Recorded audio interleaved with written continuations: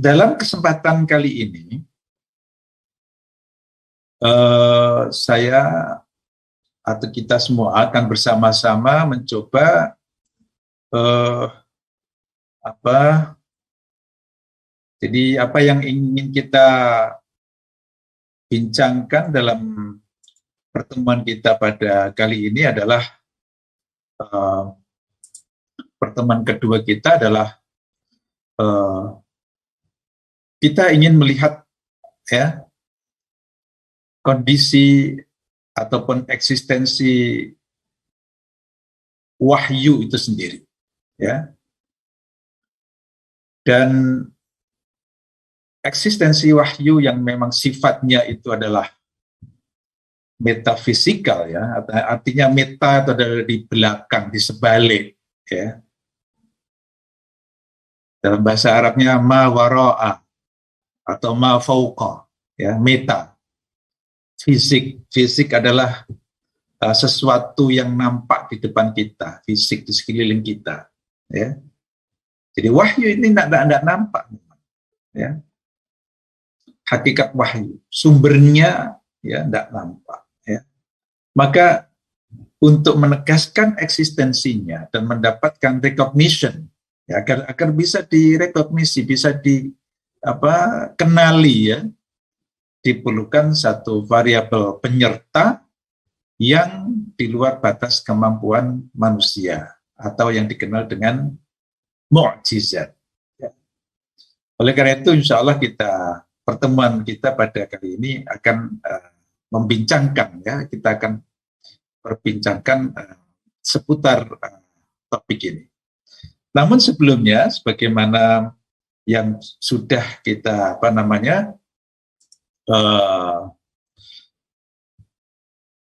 terima pada akhir dari pertemuan yang lalu, ada beberapa pertanyaan yang sangat banyak tentu saja ini pertanyaannya, ya, dan akan saya coba untuk bisa saya jawab beberapa, ya, sekedar untuk merefresh, ya, apa yang sudah kita diskusikan pada pertemuan yang lalu, ya. Ada pertanyaan yang saya rasa beberapa relevan dengan apa yang sudah kita bincangkan, tapi beberapa yang lain sebetulnya memang pertanyaannya kayaknya terlalu awal, ya, yang mana sebetulnya akan kita bincangkan dalam pekan-pekan yang akan datang, atau pertemuan-pertemuan yang akan datang, ya. Nah, di antara yang relevan adalah yang pertama itu Mas Reza Kusuma, apakah proses memahami sebuah wahyu turun ke dalam hati seorang nabi atau rasul itu sama seperti proses pahamnya manusia biasa akan ilmu pengetahuan, yakni jalur indera, akal, hati, dan sebagainya. Ini insya Allah nanti akan kita bincangkan, ya. Ada topik perbincangan yang memang relevan dengan ini, ya. Oleh karena itu nanti akan secara langsung akan ketika sampai pada poinnya akan kita bincangkan. Kemudian Mas Samsul Bahri, ya, Assalamualaikum Waalaikumsalam warahmatullahi wabarakatuh. Dalam hal apa dan bagaimana modern global catastrophes yang sedang dialami ini dapat diselesaikan dengan kembali kepada wahyu dan nabi yang sepertinya sudah ditinggalkan ini? Mohon pencerahan. Baik, global catastrophes ini, ya, karena penyebab utamanya adalah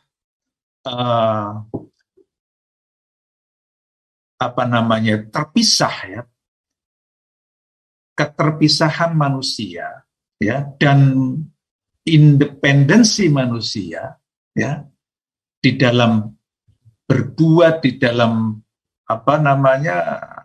beraksi, ya, di atas dunia ini, ya, yang hanya mengandalkan akal murninya saja, maka itulah kemudian yang menumbuhkan dan menghasilkan bencana dan juga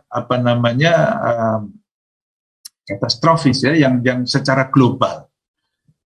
Karena memang bencana itu sendiri akibat perlakuan manusia sebagaimana yang disampaikan ataupun dihabarkan oleh Allah Subhanahu wa taala di dalam surah Ar-Rum, zaharal fasadu fil barri wal bahri bima kasabat aydin nas. Maka dalam hal ini ya, Bapak dan Ibu sekalian, perlu kembali kepada ajaran dan panduan dari langit ya, bagaimana kita yang seharusnya kita bersikap, kita berbuat ya. Jadi karena selama ini ya manusia memandang dirinya sudah menguasai segala-galanya, maka itulah justru yang kemudian menghasilkan atau berakibat kepada bencana-bencana yang silih berganti, yang sekarang ini bahkan luar biasa ya, dan itu kalau dibiarkan juga akan memporak-porandakan jagat kita ini ya. Maka satu-satunya jalan adalah kita kembali kepada Allah Subhanahu wa taala, kembali kepada ajaran-ajaran Rasulullah Shallallahu alaihi wasallam ya.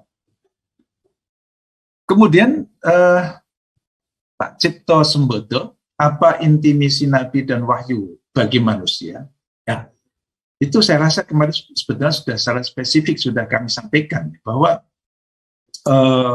inti misi dan misi Nabi dan wahyu itu sebetulnya untuk menuntun manusia, ya, memandu manusia ke arah yang lebih baik, yaitu untuk menjadi dirinya sendiri, ya, menemukan posisinya di jagat raya ini sebagaimana mestinya. Sebab semua makhluk yang ada di jagat raya ini memiliki titik koordinat atau titik orbit ya, yang spesifik, di mana masing-masing ini apabila berubah posisi, bergeser posisi, maka ia akan menimbulkan bencana ya. Dan itu posisi itu atau posisi kemanusiaan yang sebenarnya itu hanya bisa kita ketahui melalui nabi dan wahyu ya. Oke. Kemudian dan itu insya Allah akan kita kupas lebih lanjut nanti di pekan ataupun kelas-kelas terakhir kayaknya ya. Rupanya kurang paham dengan ada ini Mas Ahmad Firdaus ya. Ya karena ini yang saya sampaikan mengenai pendidikan di Harvard itu ya, yang dikeluhkan oleh dekan atau mantan dekan dari Harvard College itu, yaitu apa perbedaan antara good person dan well person. Ini memang bahasa Inggris karena mereka bahasa Inggris, jadi orang Inggris yang punya sense yang tepat mengenai istilah good person dan well person ya. Good person, good itu adalah good lah, baik. Baik dalam arti manusia itu kepribadiannya baik ya, memiliki kepribadian yang baik ya, good morality ya, yang dimaksudkan di sini ya. Jadi memiliki jiwa yang baik ya, jiwa yang memang sesuai dengan humanity atau kemanusiaan yang sebenarnya ya. Well person, well ini lebih mengacu kepada kesejahteraan material ya, material sifatnya kebendaan ya. Jadi Harvard itu sudah gagal menurut penilaian daripada salah satu praktisi pendidikannya ya, yang terlibat langsung di dalam mengelola ya, lembaga pendidikan yang pendidikan tinggi yang hebat itu. Maka ia pun juga mengharapkan ya, pendidikan modern ini diintegrasikan dengan soul, dengan jiwa. Jangan hanya material saja yang dikejar. Nah, dan ini relevan dengan yang akhir-akhir ini ada agak juga viral ya, yaitu buku yang ditulis oleh siapa, Fleming siapa itu, ya, mengenai dark academia, ya, dark academia, ya, yang berarti apa namanya itu akademia gelap atau hitam, ya. When universities die, ya, jadi pendidikan tinggi atau universitas itu mati, ya, karena universitas ini pada hakikatnya itu hanya menjadi apa namanya pemasok, ya, manusia-manusia yang seperti robot, ya, kehilangan jiwa, ya. Itulah yang bisa saya respons, ya. Mohon maaf untuk yang lainnya nanti bisa diinikan, ya, kembali kalau ada waktu nanti, ya, mari kita lanjutkan, ya, atau mulai kelas kita dengan kita apa namanya mulakan dengan definisi wahyu, ya. Bapak dan Ibu, saudara-saudaraku sekalian, wahyu, apa sebenarnya wahyu itu? Ya. Wahyu itu dalam bahasa Arab. Oleh karena itu, untuk dapat memahaminya dengan benar, kita harus kembali kepada kamus-kamus yang berbahasa Arab, ya, atau kamus bahasa Arab, ya. Dan apabila kita kembali kepada kamus bahasa, katakanlah seperti Lisanul Arab, ya, Ibnu Manzur, ya, yang merupakan kamus yang ekstensif, ya, kamus yang cukup luas itu, menjelaskan makna satu kata itu sampai panjang sekali, ya. Secara umumnya, ya, wahyu itu ada banyak makna, ya. Secara lugawi yaitu al-i'lam wal ikhbar fi khafa, memberitahu atau memberi kabar secara rahasia, ya, secara tertutup, itu wahyu, ya. Jadi dari segi kebahasaan, ya, apabila kita memberi kabar, ya, kepada seseorang secara tertutup, secara rahasia, confidential, ya, itu bisa dikatakan itu adalah memberi wahyu, ya. Bi an yulqil amra fin nafsi bi syaklin khafi, ya. Ya, gambarannya misalnya, ya, melontarkan, ya, atau mengisyaratkan, ya, di sesuatu secara rahasia. Au huwa al-kitabah, atau wahyu itu adalah tulisan, ya. Tulisan pun juga dalam bahasa Arab itu, atau wahyu itu dalam bahasa Arab juga bisa dimaknai dengan tulisan. Au huwa al-ima wal isyaratu as-syari'ah, atau wahyu itu adalah al-ima wal isyaratu as-syari'ah, ya, isyarat cepat. Ima dalam bahasa Arab, ya, isyarat, al-ima wal isyarah itu maknanya sama, yang memberi isyarat yang cepat. Dan wahyu juga bermakna ar-risalah, pesan, message, ya. Dan juga bisa bermakna al-ilham, ya. Wahyu itu bermakna al-ilham, ilham, inspirasi atau insting, ya, itu ilham semuanya. Dan juga wa kullu ma alqaitahu ila ghairika, ya, kullu ma alqaitahu ila ghairika, apa saja yang engkau sampaikan kepada orang lain, itu juga disebut wahyu, ya. Dalam bahasa Arab digunakan seperti itu. Ya. Nah,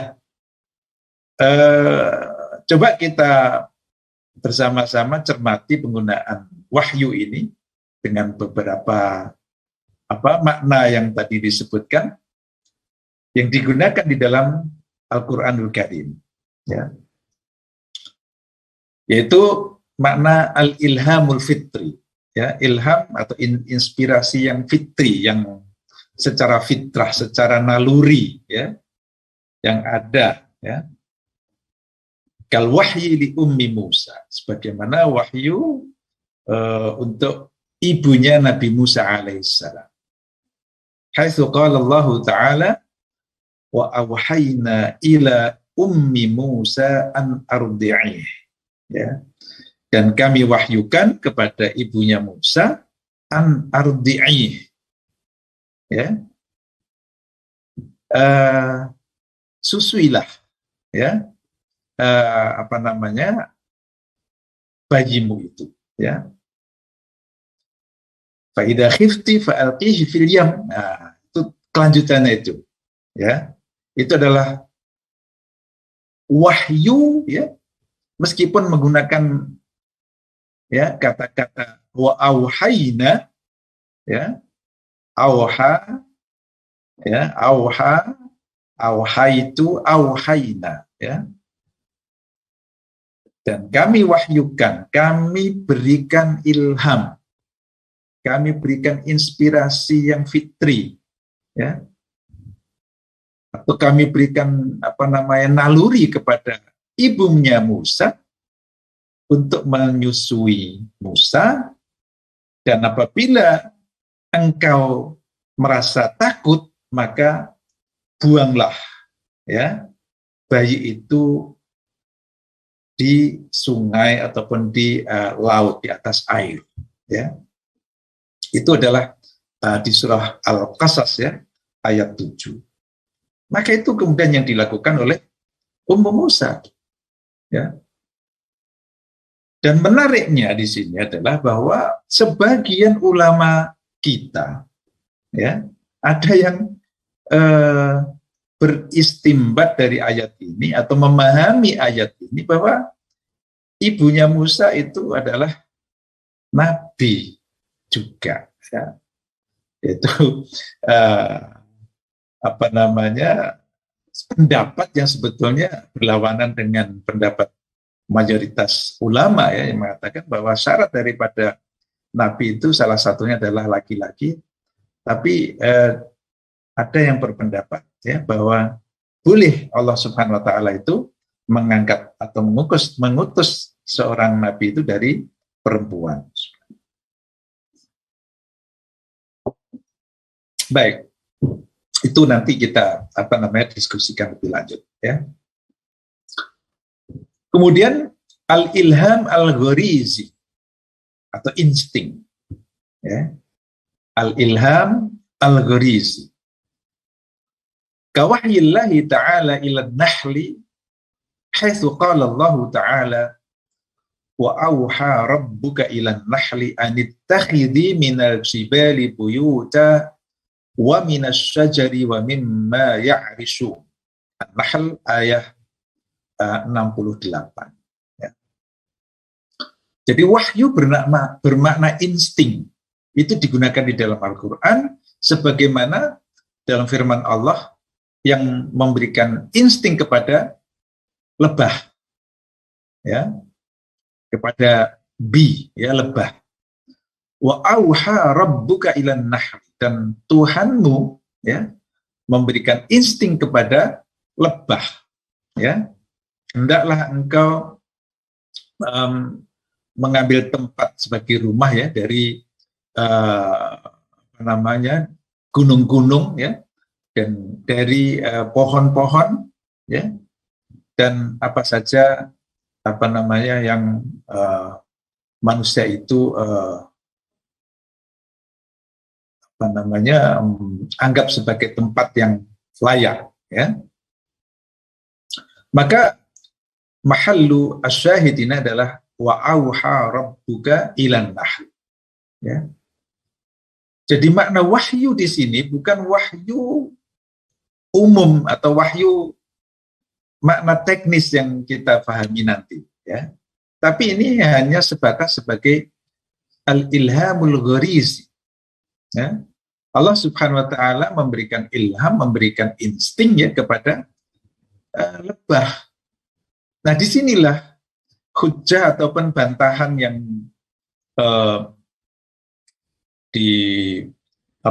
digunakan oleh jumhur ya kepada sebagian ulama yang mengatakan bahwa Ummi Musa itu nabi atau nabiyah ya, nabi perempuan. Buktinya An-Nahl ini juga menerima wahyu, tapi apakah Nahl atau lebah ini nabi? Tentu nggak ada yang mengatakan lebah itu adalah nabi ya. Padahal sama-sama menerima wahyu. Jadi dengan kata lain ya, yang ada di surah Al-Qasas ayat 7 tadi itu adalah wahyu dalam arti ilham, memberikan inspirasi ya, atau naluri kepada seorang ibu. Ya. Kemudian al-isyaratu as-sariyah, isyarat cepat. Ya. Sebagaimana juga yang digunakan oleh Nabi Zakaria, ya, yang terdapat pada ayat surah Maryam ya, dan juga di surah Ali Imran juga ada itu. Ya. Tapi yang kami sebutkan di sini adalah surah Maryam ya. فَخَرَجَ عَلَى قَوْمِهِ مِنَ الْمِحْرَابِ فَأَوْحَى إِلَيْهِمْ أَنْ سَبِّحُوا بُكْرَةً وَعَشِيًّا. Ya. Maka Nabi Zakaria yang telah dijanjikan oleh Allah ya, atau diijabahi doanya ya untuk mendapatkan anak itu, maka Nabi Zakaria tanya kepada Allah, ayat ataupun buktinya apa wahai ya Allah ya, kalau saya akan mendapatkan anak itu ya. Ya, maka kemudian diperintahkan oleh Allah Subhanahu wa taala ya untuk tidak berbicara ya, tapi memberikan isyarat saja kepada kaumnya. Fa kharaja 'ala qaumihim minal mihrabi fa auha ilaihim ya. Fa auha ilaihim an sabbihu bukratan wa 'ashiyya ya. Yaitu berisyarat saja, ya, isyarat cepat, ya, agar kaumnya itu bertasbih ya pada pagi dan sore. Kemudian makna yang lain, yang juga makna ataupun penggunaan wahyu di dalam Al-Quran untuk makna bisikan setan, ya, waswasatus syaitan. Itu dalam bahasa Arab juga bisa digunakan dengan menggunakan wahyu, ya. Jadi di ayat Al-An'am ya 121, wa innasyayatina la yuhuna ila awliyaihim liyujadilukum wa in ata'tumuhum innakum lamusyrikun. Ya. Wa innasyayatina, dan sesungguhnya setan itu ya, itu membisiki ya pengikut-pengikutnya, pemuja-pemujanya, ya, kawan-kawannya, ya, ataupun kroni-kroninya, ya, agar mereka itu berjidal, ya, mendebat kalian semua, berdebat dengan kalian. Juga masih di surah Al-An'am, ya, juz 8 tuh, ya.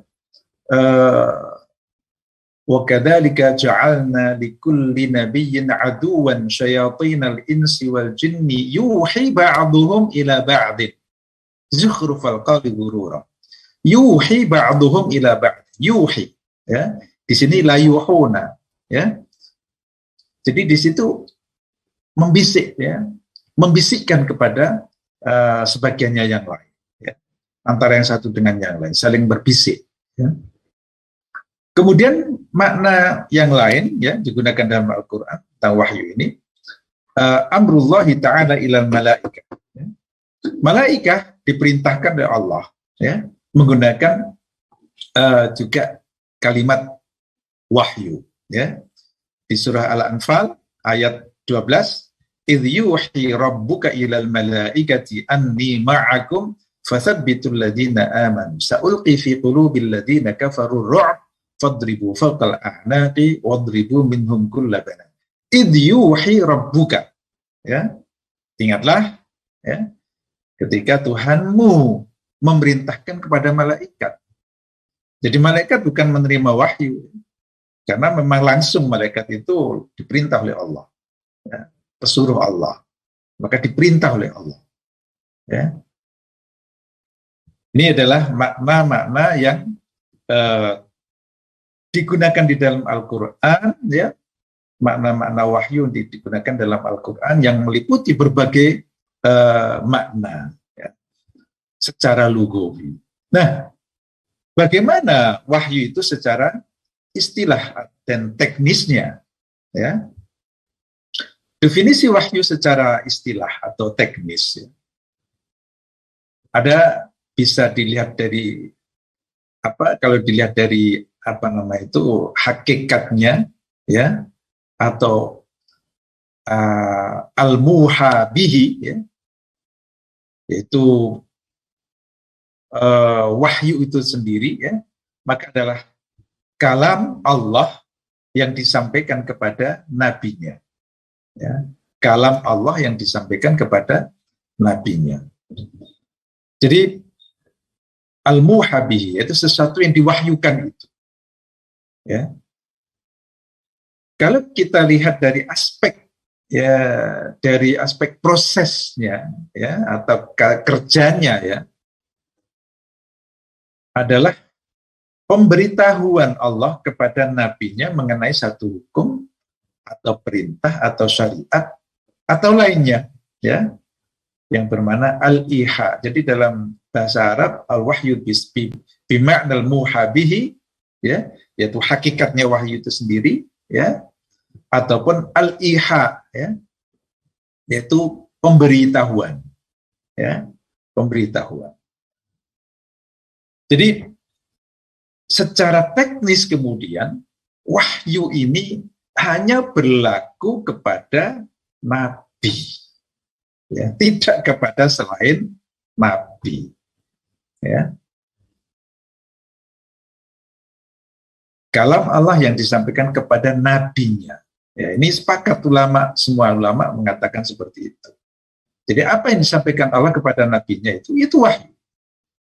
Kalau di luar nabi maka bisa bermakna ilham tadi, ya, bisa bermakna inspirasi, ya, bisa bermakna insting, ya, bisa bermakna perintah, ya, ya, bisa kalau setan, ya, dari setan kepada sesamanya itu bahkan bisikan, ya, bisikan setan.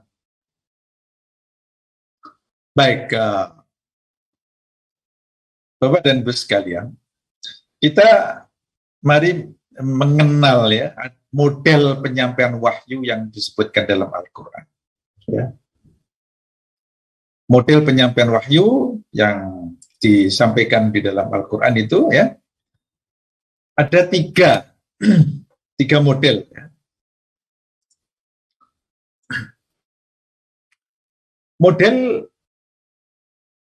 Tiga model ini, ya, disebutkan langsung, ya, di dalam Al-Quran, ya,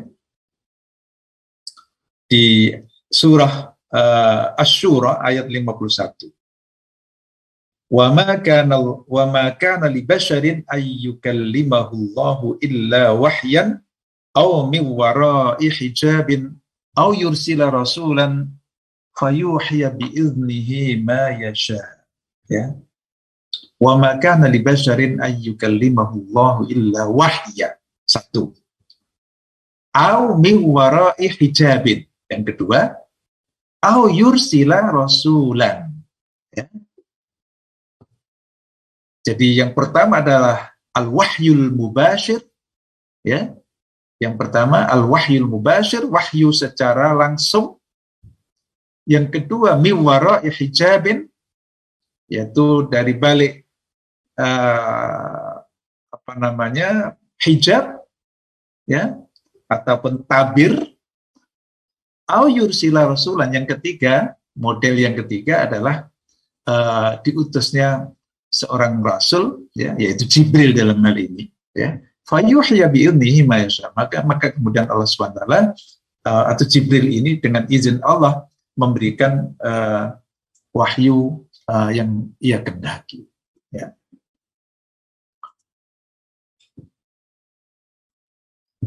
Wahyu yang langsung, yaitu model yang pertama.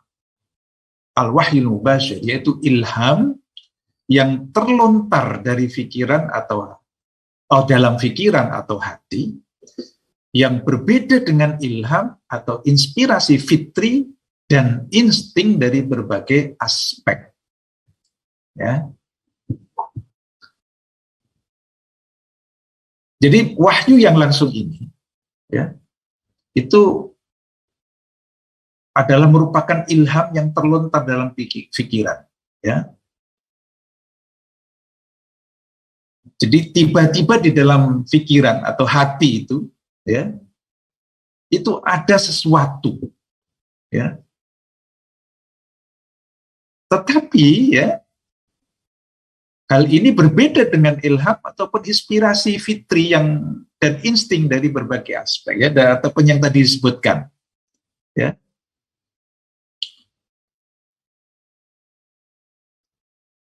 Jadi bisa dibedakan, ya apa namanya, dengan ilham dan inspirasi yang biasa itu, ya, dari aspek bahwa wahyu adalah bersifat eksternal, tidak muncul dari dalam diri Nabi, ya.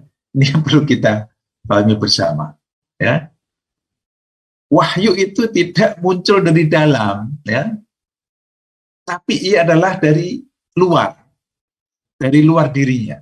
Dalam bahasa Arabnya amrun kharijiyun laisa nabi'an minazzat. Ya. Ini untuk membedakan dengan tadi yang ditanyakan Mas siapa tadi yang pertama, ya. Bedanya dengan ilmu kita. Kalau ilmu kita dari diri dalam, dari diri sendiri, ya, kita ada usaha untuk apa namanya mendapatkan, ya. Tapi wahyu tidak seperti itu. Wahyu tidak mengalami proses pembelajaran, proses pencarian, sama sekali tidak. Ya, ia tiba-tiba mendatang dari luar, yaitu dari Allah Subhanahu Wa Taala di sini. Ya, jadi an-nafatsu fir-raw, ya. Jadi tiba-tiba terlontar, ya, di dalam hati, di dalam pikiran, ya. Maka di sini para ulama kita menjelaskan, ya, al-mutakallimun dan juga falasifah itu membedakan, ya, antara nabi dengan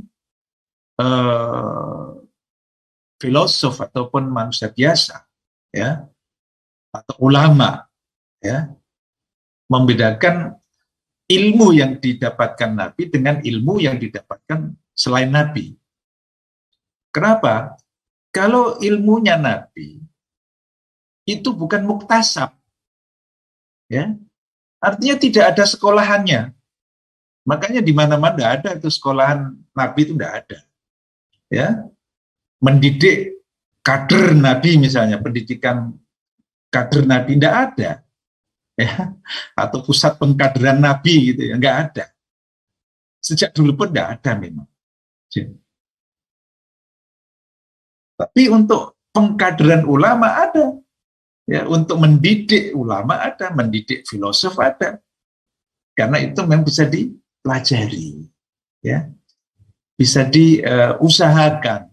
Tapi ilmunya Nabi yang wahyu itu memang murni amrun kharijiyun laisa nabi'an minazzat. Itu adalah bersifat eksternal. Tidak pernah diduga-duga dan tidak pernah dibayangkan sebelumnya. Ya.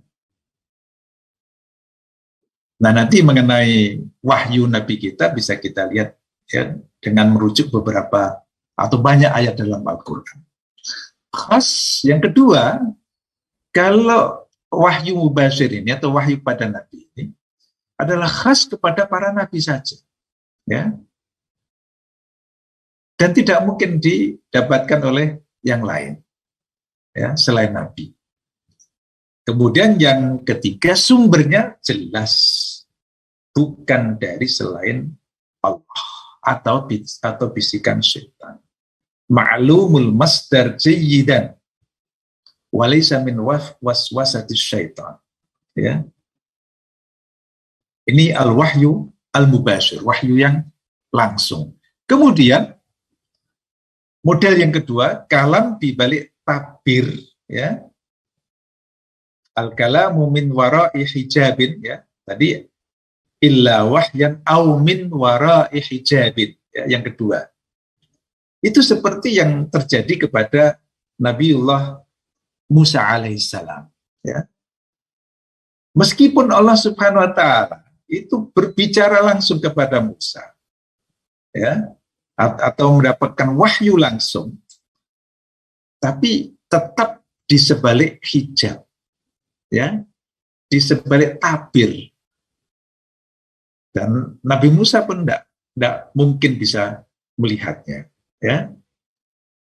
Itu yang disebutkan dalam berbagai ayat, ya. Salah satunya yang ada di surah Al-Qasas juga, ayat 29, 31, falamma qadha Musa al-ajala wa sara bi ahlihi anasa min janibit turi nara qala li ahlihim kuthu inni anastu naran la'alli atikum minha bi khabarin aw jazwatin minan nari la'allakum tastalun ila akhiril ayat. Ya. Jadi Nabi Musa alaihissalam di situ, ya, langsung dipanggil oleh Allah, ya, diajak bicara dengan Allah Subhanahu wa taala, ya. Jadi ayya Musa inni anallahu rabbul alamin wa an alqi 'asak, ya. Jadi ini adalah wahyu yang min wara'i au kalam min wara'i hijab, ya, kalam di balik tabir. Kemudian yang ketiga, model yang ketiga adalah wahyu melalui perantara utusan, yaitu Jibril dalam hal ini, ya. Jadi perantara wahyu itu di semua nabi, ya, yang berlaku kepada semua nabi, yang terjadi kepada semua nabi, itu adalah melalui utusan Jibril ini, ya. Ada dua tipe, ya, yang melalui perantara Jibril ini, menjelma dalam sosok seorang laki-laki yang cukup dikenal, seperti salah seorang sahabi, ya, Dihyah al-Kalbi, ya, radhiyallahu anhu, atau yang lain, ya, yaitu kalau kita ingat, ya, hadis mengenai hadis al-iman, al-islam, al-iman, al-ihsan, ya. Jadi al-iman, al-islam, al-ihsan, ya. Mal iman wa mal ihsan, wal iman wa mal islam wa mal ihsan, ya. Itu memang datang dan berhadapan dengan baginda Rasulullah SAW, ya, dan para sahabat juga melihatnya.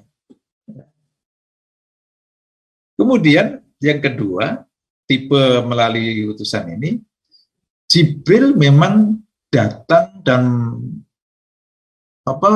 muncul, ya, di depan Nabi itu dalam wujud sosok dirinya yang sebenarnya, sehingga ini yang betul-betul sangat menakutkan Rasulullah SAW, ya, yaitu yang terjadi ketika berada di Gua Hira, ya, pertama kali Rasulullah SAW menerima wahyu, dan juga peristiwa Isra dan Mi'raj. Itu Jibril itu datang dalam wujud sosok aslinya, ya, sosok asli yang sebenarnya, ya, yang sangat Nabi sendiri ketakutan, ya.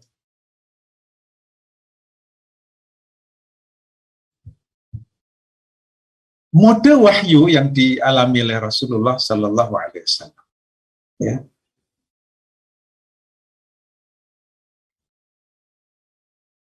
Ada beberapa mode, ya, yang dialami oleh Rasulullah SAW, ya, ketika menerima wahyu. Setidaknya yang ada di dalam atau yang disebutkan dalam hadis-hadis yang mengenai atau berkenaan dengan turunnya wahyu itu, ya. Yang pertama adalah ar-ru'ya, mimpi, ya. Faru'yal anbiya'i haqqun. Mimpi para nabi itu adalah hak, ya, nyata. Ini khususnya yang terjadi dengan baginda Rasulullah Shallallahu Alaihi Wasallam, ya, menjelang kenabian, ya, atau irhasat, ya, nubuwah, dan juga sebelumnya yang terjadi pada nenek kakek moyangnya, ya, yaitu Nabiullah Ibrahim dan Khalilullah alaihissalam, ya. Nabi Ibrahim alaihissalam, ya, ketika mendapatkan perintah atau menerima perintah untuk mengorbankan sang anak yaitu Nabi Ismail alaihissalam, itu Nabi Ibrahim mendapatkan perintah tersebut melalui mimpi, ya, yaitu di ayat, ya, dalam ayat-ayat surah apa itu? Fussilat atau As-Saffat, ya. Ya. Ayatnya yang berbunyi, ya, falamma balagha ma'ahu as-sa'ya qala ya bunayya inni ara fil manami anni azbahuka fanzur madza tara. Ara fil manam, ya. Ya bunayya, wahai anak kecilku, ya, Ismail pada itu, ya. Inni ara fil manami anni azbahuk. Ya, ini ru'yah, ya. Ru'yah, ya. Ru'yah, ya, atau ara fil manam, ya, adalah melihat dalam tidur, adalah mimpi, ya. Dan mimpinya para nabi adalah nyata, ya. Itu wahyu. Kemudian model atau mode wahyu yang kedua yang dialami oleh Rasulullah, al-wahyu fis sama, ya, yaitu mendapatkan wahyu di langit. Waqad kana fi lailatul Isra wal Mi'raj, ya, ketika pada malam Isra dan Mi'raj itu Rasulullah itu menerima wahyu di langit, ya. Kemudian yang ketiga, maka yulqa fi ra'in nabi, ya, alaihissalam, tsumma yukhbiru bihi, ya, apa yang tiba-tiba dilontarkan, ya, disematkan, ya, dalam pikiran dan hati baginda Nabi alaihissalam, ya. Kemudian Nabi memberitahukan apa yang didapatkan itu, ya. Dan ini banyak sekali, ya, mode wahyu yang seperti ini, ya. Kemudian tamassulu Jibril ala hayati ahadin minal bashar, tadi sudah saya jelaskan di depan. Jadi Jibril menjelma dalam sosok manusia, ya, seorang manusia, berwujud salah seorang sahabat, nampak, ya, seperti sosok seorang sahabat yang dikenal secara umum, ya, Dihya al-Kalbi tadi, ya. Kemudian ini yang sangat berat bagi Rasulullah adalah mode yang terakhir ini, salsalatul al-jaras. Jadi suara bel yang gemerincing, ya, yang sehingga mengakibatkan Rasulullah itu gemetar, ya, dan sangat shock, ya. Wahya min asyaddi suwaril wahyu, ya. Jadi mode wahyu yang paling berat bagi Rasul adalah salsalatul jaras, ya.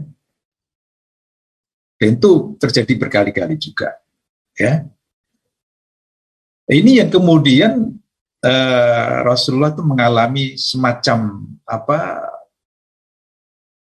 tidak sadarkan diri yang ini kemudian difahami ya oleh beberapa orang, khususnya daripada pengkaji orientalis ya, itu mencari-cari cara bagaimana untuk menghabisi ya, tentang otentisitas wahyu itu, ya, bahwa apa yang terjadi pada Rasulullah itu adalah sejenis epilepsi katanya. Itu dikatakan oleh salah seorang orientalis ya, seperti itu. Terjadi epilepsi, ataupun kalau dalam bahasa kita as-sara ya, dalam bahasa Arab as-sara, atau bahasa kita ayan ya. Tapi aneh kalau orang ayan, bagaimana orang ayan bisa bercerita tentang sesuatu yang terjadi ya. Jadi itu adalah tuduhan-tuduhan yang sama sekali tidak berdasar ya.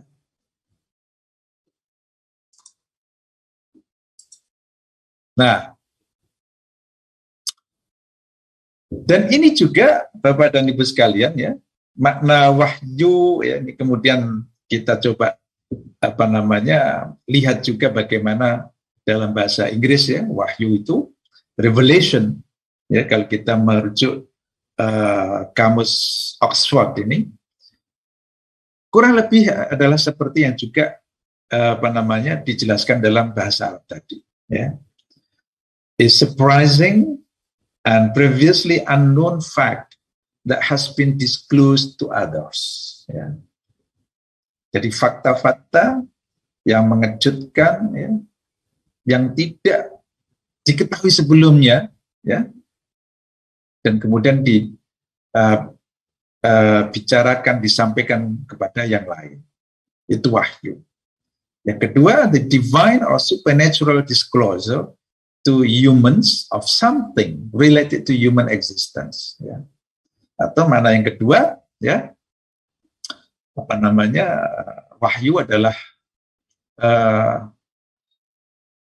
penyampaian ya, atau pemberian kabar ya, pemberian pengetahuan ya, yang supernatural ya, ataupun yang dilakukan oleh Tuhan ya kepada manusia tentang sesuatu yang terkait dengan eksistensi manusia. Artinya tetap adalah esensi wahyu itu atau hakikat wahyu itu adalah sesuatu yang memang di luar kemampuan manusia ya, dan terjadi secara rahasia ya, yang tidak diketahui secara umum atau hanya diketahui oleh pihak-pihak tertentu. Nah, ini saya tunjukkan juga di sini ada contoh ya, kegagalan dan kebodohan memahami wahyu seperti yang terjadi pada salah seorang ini namanya siapa, Ahmad Fauzi ya. Mungkin sebagian dari peserta ada yang mengenalinya ataupun sudah pernah membaca ya. Ini adalah di Semarang ini ya, dari dulu IAIN Semarang ya, masih IAIN dulunya ya, sebelum menjadi UIN itu. Dia memang dikenal pikirannya memang aneh, sehingga dia begitu beraninya ya, membuat satu tulisan seperti ini ya.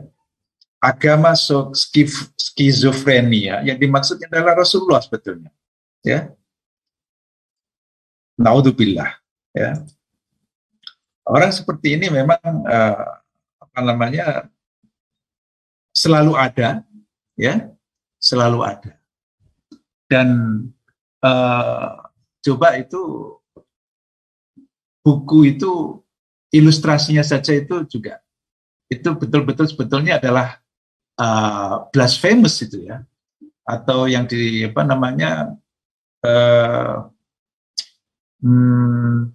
penistaan agama ini. Dan kasusnya sudah saya rasa pernah dikasuskan di pengadilan waktu itu. Nggak tahu kelanjutan seperti apa. Karena di kita ini kalau yang model-model begini itu aman-aman saja biasanya. Ya. Itu yang membuat tidak membuat orang jera. Ya. Kemudian dia juga memahami tentang wahyu yang diturunkan oleh Allah kepada Nabi Adam dan juga Nabi Ibrahim, ya, dalam bukunya yang sebelumnya, yang satunya yaitu tragedi incest, ya, Adam dan Hawa, dan juga Nabi kriminal. Nabi kriminal yang dimaksudkan adalah Nabi Ibrahim alaihissalam, ya, karena Nabi Ibrahim akan mengorbankan anaknya. Jadi ini akal yang betul-betul aneh di sini, ya. Jadi inilah naudzubillah min dzalik, ya, mudah-mudahan cukup terjadi pada orang seperti ini. Mudah-mudahan kita dan anak cucu kita tidak seperti yang dilakukan orang seperti ini, ya. Ini salah satu contoh saja gagal, ya, memahami wahyu dengan benar, ya. Jadi dia ingin entah itu sensasi kah atau untuk mendapatkan wallahu alam, ya. Tapi biasanya memang yang berbuat seperti ini itu ya memang ingin mendapatkan sesuatu biasanya, ya, mendapatkan imbalan. Baik, kemudian kita pindah kepada yang terkait dengan wahyu, ya, adalah nabi dan rasul, ya. Apakah nabi dan rasul itu sama atau beda? Mari kita lihat, ya, dari definisi lugawinya terlebih dahulu, kemudian definisi teknis dan istilahnya. Nabi itu dari nubuwah, ya. Nubuwah ma'khudatun minan naba, bima'na al-khabar, ya, yaitu kabar, berita. Artinya sampainya kabar dari Allah Subhanahu wa taala melalui wahyu kepada orang terpilih di antara hambanya untuk menerimanya, ya. Itu makna nubuwah, yaitu sampainya kabar dari Allah kepada orang terpilih di antara hambanya, ya. Jadi istilah nabi itu, ya, atau kalimat nabi ini, kata-kata nabi ini adalah tafsir mengenai hubungan seseorang nabi dengan sumber kabar, yaitu Allah Subhanahu wa taala. Yaitu alaqatul wahyi wal imba. Jadi apabila seseorang itu dilihat hubungannya dengan sumber wahyu itu, maka ia disebut sebagai nabi. Nah, sedangkan risalah, ya, risalah, jadi rasul itu istiqaq atau mustaq, ya, dari risalah. Risalah adalah tugas yang diembankan, bukan embangkan, ya, yang diembankan, oleh Allah SWT kepada seorang hambanya untuk menyampaikan syariat atau hukum tertentu kepada yang lain. Jadi risalah adalah tafsir mengenai hubungan seorang nabi dengan umatnya. Ya, mudah-mudahan ini bisa dipahami dengan baik, ya, istilah nabi dengan istilah rasul, ya. Jangan confuse di sini, ya. Jadi seseorang itu atau seorang nabi itu jika dilihat hubungannya dengan sumber wahyu, maka dia disebut nabi. Jika dilihat hubungannya dengan umatnya, maka ia disebut rasul, ya. Jadi perbedaan sudut pandang ini perlu diketahui, ya, agar tidak jumbo. Maka bisa jadi orang yang sama itu berposisi nabi dan rasul pada waktu yang sama juga, ya. Katakanlah, ya, dalam hal ini baginda Rasulullah SAW, ya, nabi kita, nabi agung. Kalau kita lihat dari sudut hubungan baginda Rasulullah dengan Allah Subhanahu wa taala, maka baginda itu adalah seorang nabi. Ya. Maqamun nubuwah di situ. Ya.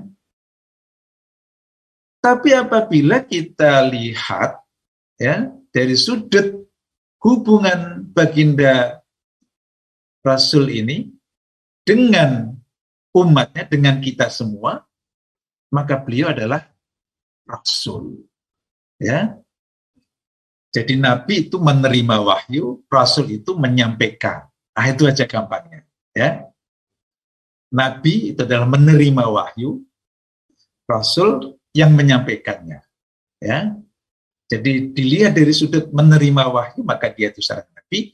Dilihat dari sudut menyampaikannya, menyebarkannya, tablignya, maka ia disebut sebagai Rasul. Ya. Dan bisa juga sebaliknya. Ya. Bisa juga sebaliknya. Artinya tidak bisa jadi seorang Nabi, ya, tapi tidak menjadi Rasul, ya, karena ia tidak diperintahkan untuk menyampaikan kepada yang lain, ya. Nah, maka disinilah ini adalah sebetulnya para ulama kita itu tidak begitu memperdebatkan masalah definisi ini, karena memang ini adalah masalah ijtihadi, ya, di mana bisa berbeda pendapat. Maka bisa jadi orang yang sama itu berposisi Nabi dan Rasul pada yang sama, dan bisa jadi tidak. Maka di sini ada dua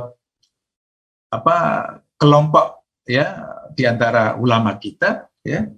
Yang satu Al-Qadhi Iyad daripada Malikiyah, mazhab Hanafi, dan beberapa ulama yang lain, ya, mengatakan bahwa kedua istilah ini adalah sama, maknanya sama, ya. Yaitu bahwa setiap nabi adalah rasul, dan begitu juga sebaliknya, setiap rasul adalah nabi. Ya. Kemudian banyak ulama yang lain berbeda dari pendapat yang pertama, yaitu bahwa tidak semua nabi itu rasul, tapi semua rasul itu mesti nabi. Jadi nabi itu lebih umum daripada rasul. Ya. Maka di sini Bapak dan Ibu sekalian, ya, di dalam definisi Rasul dan Nabi itu dibedakan.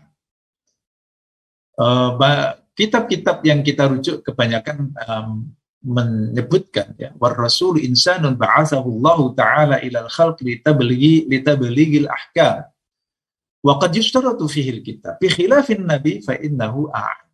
At-Taftazani dalam syarah Aqaid Nasafiyah itu bahwa Rasul, ya, seorang Rasul adalah manusia yang diutus oleh Allah, ya, kepada makhluk untuk menyampaikan hukum-hukum.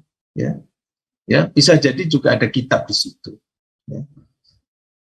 Lain dengan Nabi, Nabi lebih umum, ya, diberikan wahyu tapi tidak diperintahkan. Nah, ini yang disebutkan oleh Al-Buti di bukunya Kubra Yaqiniyah Al-Kauniyah, war rasulu insanun auhallahu ilaihi biwasitati Jibril an yuballigha amatan nas aw fi'atan minhum amran min qibalillahi jalla jalaluhu fa in auhallahu ilaihi bi amrin wa lam yu'mar bi tablighihi fa huwa nabiyyun qattu. Jadi apabila diperintahkan untuk menyampaikan, untuk bertabligh, maka dia itu seorang rasul, dan jika ia hanya tidak diperintahkan, maka ia adalah seorang nabi.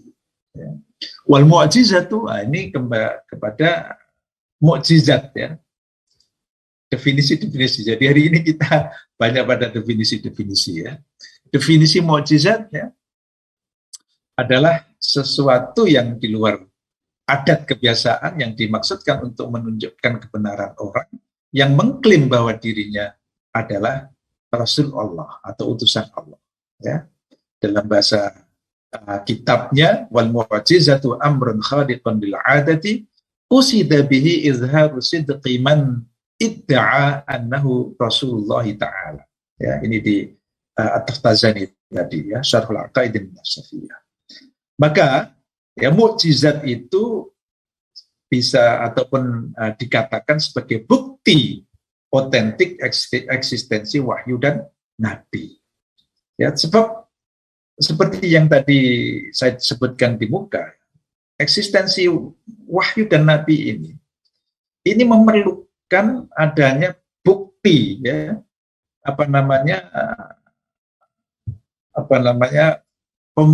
bukti yang di luar dirinya, ya, ataupun dalam dirinya wahyu itu, ya, yang menunjukkan bahwa itu adalah wahyu dan ia adalah seorang nabi. Ya. Dan ini berlaku pada semua rasul dan nabi yang terdahulu, ya, kitab-kitab terdahulu, ya, wahyu-wahyu terdahulu itu ada mukjizat semuanya, ya. Dan mukjizat yang terbesar adalah mukjizat Al-Quran, ya. Mukjizat yang terbesar adalah mukjizat Al-Quran, mukjizat sepanjang zaman itu, ya. Jika dibandingkan dengan mukjizat yang terdahulu, maka mukjizat Al-Quran adalah yang terbesar, ya. Saya sudah 6:10 ini, udah lewat 10 menit, ya. Kayaknya waktunya tidak cukup.